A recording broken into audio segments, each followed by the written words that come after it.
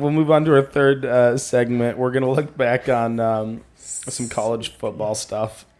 Kind of look at it kind of more so as a whole, kind of recap. Touch on the championship game. A few questions I had that we can kind of answer to kind of lead our conversation about it. It'd be mostly playoff stuff, just because that's kind of what the big change was this last year. So overall, were the playoffs a success? I think for the most part they were. I mean, I don't think there was much grumbling from teams, through the whole thing of like Alabama, Ole Miss. Didn't even have a chance or whatever. But it's like you had way less of that, and it wasn't like, oh, they just picked their top 4 favorite teams. It went from it being the 5th, 6th team feeling left out. Well, now you're talking about 13, 14, 15. So it's kind of like, well, sorry, games, just do better. Yeah. Yep. There's less of a. You don't have an undefeated Florida State not left out, just because of injury. Yep. No, I mean, the bummer games were those first 4. None of them were close whatsoever. Once you got to quarterfinals and semifinals, terrific games for the most part. Mm-hmm. Well, and it just kind of showed you that you're giving. It was like the same thing that NFL did with their extra wild card, right? You're giving one more team, one more city, right, a chance to make a name for themselves and to show that they prove that they can be there. Now, you got a 12-team playoff, right? And the teams that didn't deserve to be there really showed up. And they got beat out pretty bad. And so it just kind of weeded itself out of, you can complain and say, I should have been there and that team shouldn't. But that team got, wiped all over the field. Look at Alabama whining that they should have been in, and they got slobber knocked by Michigan, and a bad Michigan team. Yeah. I mean, I thought they were a huge success in a normal year. I don't think your championship teams are in the playoffs. Now, there's probably some reseeding that it probably would have been seeded differently if it was just the 4 teams. But I think overall, like Ohio State's not going to get in a 4-team year. No. Because they don't even make it to the Big Ten championship game, And it gave teams like SMU, Arizona State, Indiana, it gave those teams a shot. Now, did they take advantage of that? No. But Arizona State. They can't be like, well, we got Indiana, can't be like, well, we had one loss and got left out. Well, it's like, no, you had your shot.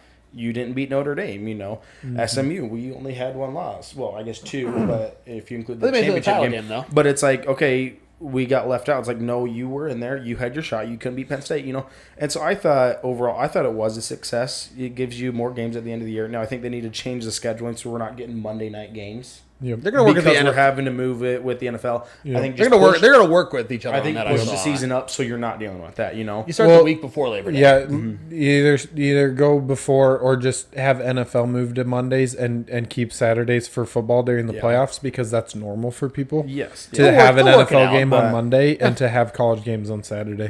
That's normal. Or just you can even do it where you push the NFL back and play college earlier in the day. Something like that. Do your first college game at like 1:00 or something like that, right? Like a 1:00 kick or something like that, and then just push your NFL game to like that 7:15 or whatever time. I mean, the biggest thing for me that I really enjoyed about the playoffs, and I talked about this for years with my dad, I love the fact that we have playoff games at the home team stadium. I loved that. Watching Notre Dame, Indiana in South Bend, Clemson going down to Austin. Those matchups you wouldn't normally see generally. Well, and not in that environment. Right, it's high stakes stuff. And so I just think it adds that much more excitement to these teams come next year, right? That, oh man, we got that environment, that feeling you had of having a home game and a playoff game, and it matters that much more. I just think it brings that much more energy and excitement to the game of football. And that's the fun thing about college football. I mean, we're here in Iowa, and there's no professional teams in our state. It's either the Cyclones or the Hawkeyes. And what about those Drake fans, Kyle Kemp's the OC now. You and I. But okay. Anyway, you and I what? Yeah. You and I what? No.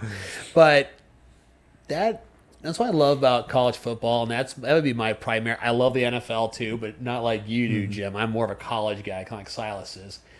But it's that small town feel for these small towns like Ames is 60,000 people without the university in session. It's more of a small town kind of feel. But imagine in the future, let's say Iowa State got a playoff spot at some point, and let's say they get a home game. Can you imagine that in the middle of nowhere, Iowa, that they get a home game? Or look at Indiana if they had been a higher seed and that Notre Dame came to Bloomington. Imagine Bloomington, Indiana, having a home game. But I mean, That's great. Yeah. I love the small town feel and how college football, besides the Division I guys, you have D2, D3, and all these small towns across all the United States have their team. Mm-hmm. There's only 32 teams in the NFL. There's hundreds of college football teams managing. Basically, everybody has their local team. Yeah, and I really like that. Yeah, They all get a chance to cheer them on. One more week, one more chance to see their team do something. Yep. I like it. Well, then the revenue it brings in to smaller towns like that is awesome too. I wouldn't mind seeing it go to a 16 team just because I You like go full more FCS. games. Yeah.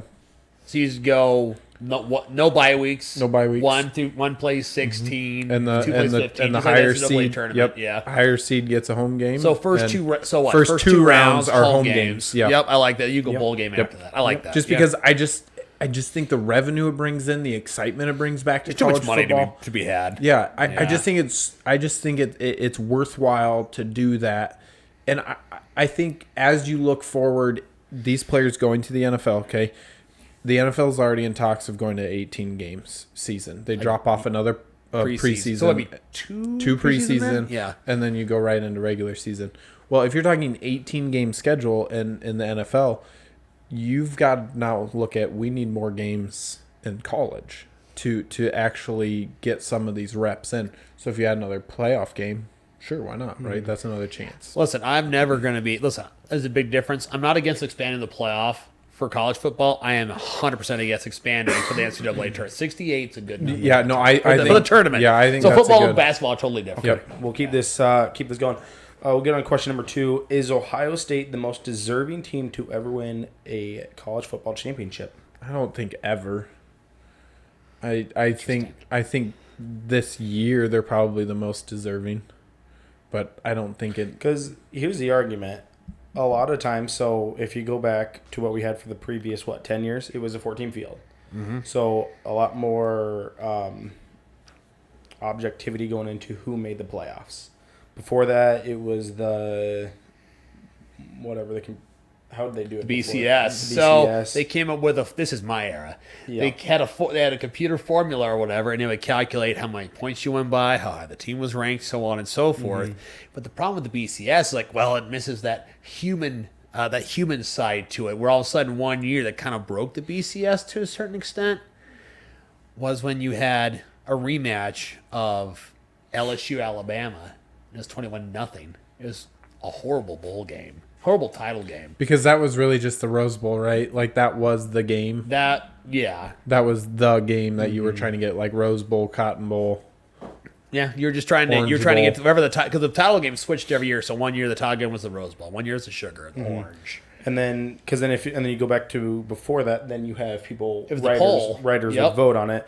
And so the argument for Ohio State being the most deserving is they had to go through the most postseason games to win it. And those games are beating Tennessee, Oregon, Texas, and Notre Dame. Those are all they didn't have to play it. It's now. not now, Texas going through Clemson and Arizona. It's not Penn State. It's not Penn Boise. State beating SMU and Boise State. Yep. Because even Notre Dame, you had Indiana, but then they had to beat Georgia and they had to beat Penn State. And so it felt like these were the two most deserving teams to be there. There was no easy game, and Ohio State won every single game by double digits. Yeah, you got to give Ryan Day. Everyone was talking about Ryan Day in the hot seat. Even we were talking about that. I tell you what, he got over that. Unlike the Bills, got over that hump. Yeah, and so your argument, I think your best argument against them not being the most deserving team is under any other kind of playoff bracket or formula is they're not making it. Like, they don't have a chance. And so I think it kind of goes hand in hand with our first conversation where the playoff is a success because it gave us Ohio State this year. And I think Ohio State was clearly the best team out of this field. And under any other formula or way we do championship game or playoff, they aren't touching it, and so I think it goes hand in hand. I do think they are the most deserving team because of what they had to go through to get there. And I think because of that, it also validates that the playoffs were a success because under any other time, we don't get Ohio State this year. I'm fine with that take. You expounded really well on that. I'm totally bought in, honestly. I like that. No, I kind of I get what you're saying now with the proving themselves with the games through that performance. Like that's what made them the most deserving. So I can get with you on that one a little bit. Jack Sawyer's I back again. think the other issue that it can cause is it then watering down and taking away from your regular season, and so I think we'll see how that plays out. And if they go to 16, sorry, if they go to 16, would they take away conference title game? No. I hope not. I don't think you can. Brings in way too much money. So here's the only thing that I think. So let's say you stay 12 team. I think the conference champions, do they go to an automatic bye? Power 4. Or do you say your top 4 seeds are your bye? I think you go top 4 seeds. They're going to go top 4 seeds. I like the conference championship getting a bye because then it actually doesn't that make something of it? Because I think when you go top 4 seeds, then it actually takes away from winning your your conference. I think that's what they're going to do. Then it's like the Penn State argument where it's like, well, maybe you're better off not going to your conference championship game because you could lose and then be left out, And so then you're going to get teams who are like, nope, don't send me there. I'm good with my 2 losses. I know I'm going to the playoffs then. Versus, hey, I'm going to pick up that 3rd loss and then not make it, And so I like it as the conference championships. They're going to go to the top 4 byes. I think you're going to. But it's called Boise State. What'll be interesting to see is when they go to the top 4 seeds because we saw every single team with a bye lose. Mm-hmm. So what'll be interesting is when they go to the top 4 seeds, which I think they will, does that continue to happen where getting that bye actually, because I think they can change that this year. They can't expand it this year, but I think they can change. Year after, but I think they can change who gets the byes. Yeah. That makes sense. They can basically reformat the way the playoffs work, but they can't expand it. And so if they do the top 4, does the same thing happen with the teams getting byes and losing? So then they'll resituate it. Will they reseed then after the first round, like what the NFL does? So lowest seed plays number 1. Yeah. I'm not against that. I don't know. I would be fine with that happening, but I also they didn't do it in this, and you got your 7 and 8 teams or the teams that ended up with it. They're at least going to do top 4 seeds. I don't know if they'll go conference champs again. Maybe they will, but I don't think that's going to happen. But okay. I think I would prefer it to be conference champs. I would too. As long as it's not the Mountain West or the MAC. I think they're going to go to top 4. But okay, we'll move on to the next question. What were the best moment or moments from the playoffs? From the playoffs or from the season? You just want to go playoffs? We'll go from the playoffs. Okay. Personally, it was the Texas-Arizona State game. I think that was so my best good. one. I enjoyed that game. I think that was the game I was probably most invested in. The rest of them I watched, but it wasn't like, oh yeah, I really care about the outcome of this game. Mm-hmm. Yeah, no, those were great moments. I'm not gonna steal your thunder. The one for me, I freaking loved Ohio State, Texas down 7. Quinn Ewers are taking them down the field. Got a lot of momentum. Here comes Jack Sawyer around the edge, strips the ball, picks it up, goes there. Ohio State, that clinches semifinal. They're going to the title game. That was a really cool moment. I really enjoyed that. I don't hate Ohio State. Yeah. I don't like Ohio State. I'm kind of like one of those things where indifferent. I don't care. I'm indifferent. I don't care necessarily if they win. I don't care necessarily if they lose. But that was a really cool thing to see him do that. That was really cool, especially on his old teammate. Little extra dynamic there. Roommate even. Yeah. Jack Sawyer's coming back for Ohio State too. I'm trying to think of some of the other moments we had from the playoffs. I think those are probably your 2 biggest ones. Is that Texas-Arizona State game, and then that and the Texas, which I guess don't like Texas, but shout out, you're involved with a lot of the good storylines from the playoffs. Usually on the losing end of it. Yeah. But it was. I thought playoffs were fun. We can, I guess, kind of roll it into the last question I have, which is the favorite storyline from the last year. So that can go from just for college football overall. Yeah, that can go from regular season. For me, I think it's some of the running backs. like Arizona State. Scattaboo. You've got the Cam Scattaboo storyline. I think was awesome. I think for Boise State, I'm blanking on names right now. Ashton Genty. Ashton Genty. I think Caleb that's Johnson. I think that's an awesome storyline. Johnson Because in Iowa. an era that wants to see the high flying offense, that wants to see the points scored, and it's still, and then you see a year where running backs are kind of steal some of this show, Which is that's kind one of funny my favorite because storylines. And then plus Ashton Genty repping Boise State at the Heisman. at the Heisman. I think that that kind of ebbs and flows. I think you get this kind of up and down with running backs kind of stealing the thunder every so often. You're in these different years. It's not every year. Generally, I think every year you have a running back, but it's not every year that you have like multiple running backs that are like everybody's watching every game because they want to see that guy play. Generally, it's a quarterback or things like that everybody's watching for, but a game or a team like Arizona State, a lot of guys are watching for Picked Scattaboo 16th.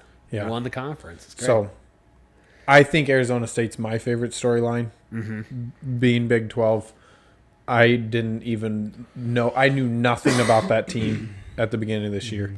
I wasn't even thinking about them. And then, you get to the end of the year and you're like, wow, Arizona State is something. And it's opposite of their basketball right now is the way it looks. But they're them being able to come into the Big 12 and do that, or now Boise State was a little bit maybe on the edge of that, but it was impressive to see them come into the ACC and do what they did against SMU. SMU, excuse me, not SMU. Boise State. They're both That was horse awesome. teams. But watch, Because sorry. I mean SMU, they are paying their way to be in the ACC. They are receiving $0. 10 years or something. It's something like that. It's crazy, but I mean, they've But got to a bunch watch of them do that, right? and They then- said, but "Hey, then to we see want them in actually come because in we have the talent." and make the championship game." I thought was kind of that is kind of funny. That is a good storyline right there. Now, yes, they got beat by Clemson, so Clemson still holds that crown of the ACC. You know what whatever. ACC stands for, Yeah, right? already crowned Clemson. Yeah. But I enjoy that. I would say one of those two teams' year. I've never watched an SMU game in my life until this year, and it was just because they were playing in the ACC and doing really well, and I was like, I kind of want to watch this team. Yeah, for me, being a fan of a small school or whatever, I really enjoyed seeing this year, particularly seems like the small schools kind of rose up.